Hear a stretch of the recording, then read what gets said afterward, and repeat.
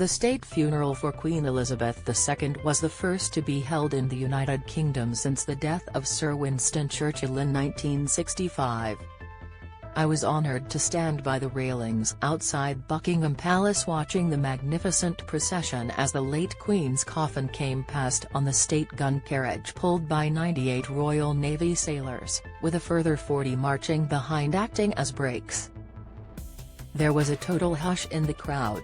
Yet by the time the coffin had gone, and the cars bringing other members of the royal family followed, people burst spontaneously into applause. It was like an emotional release. The buttoned-up Brits have been through the most intensely emotional 10 days. I've never seen anything like it. Later that day, something even more remarkable happened.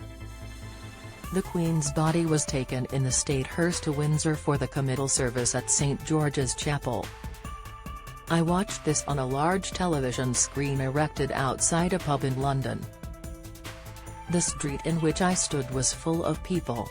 Again, all watched in reverential silence as this emotional service was conducted. The symbolism was astonishing.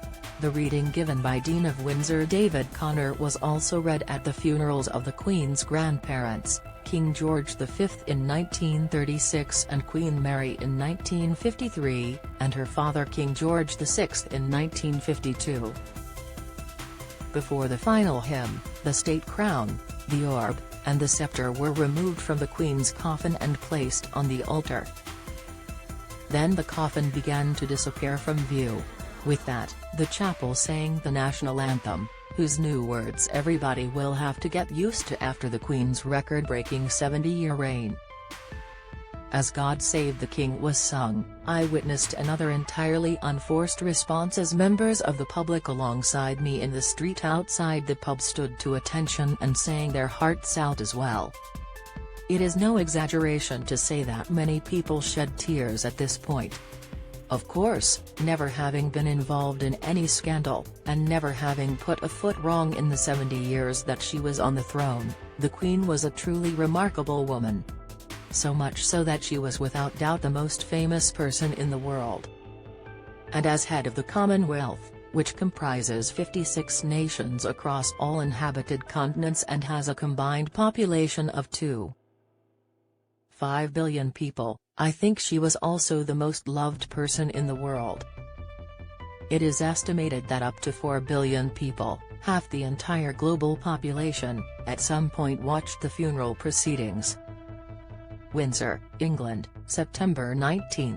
Mourners watch the state hearse of Queen Elizabeth II as it drives along the long walk ahead of the committal service for Queen Elizabeth II on September 19, 2022 in Windsor, England. The committal service at St George's Chapel, Windsor Castle, took place following the state funeral at Westminster Abbey. A private burial in the King George VI Memorial Chapel followed. Queen Elizabeth II died at Balmoral Castle in Scotland on September 8, 2022, and is succeeded by her eldest son, King Charles III.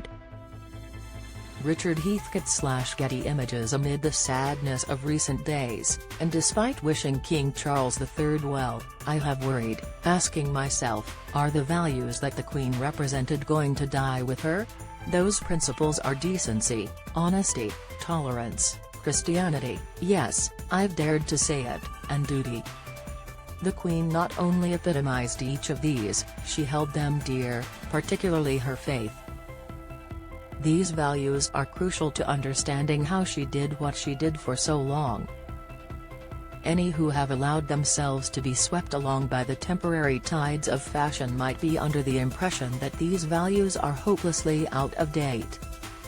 They might believe that young people in particular have no regard for them. And yet the response in Britain and in the wider Commonwealth, from Canada to Australia, has been truly awesome. It is as if we not only rediscovered how precious our politically neutral constitutional monarchy is, but remembered to embrace the true meaning of the word respect. Read more. Queen Elizabeth's qualities may never return to the world stage. Separate the Queen's legacy from the monarchy if some good is to be found in the Queen's death. Horribly sad though it was, it is that it may mark a little bit of a turning point.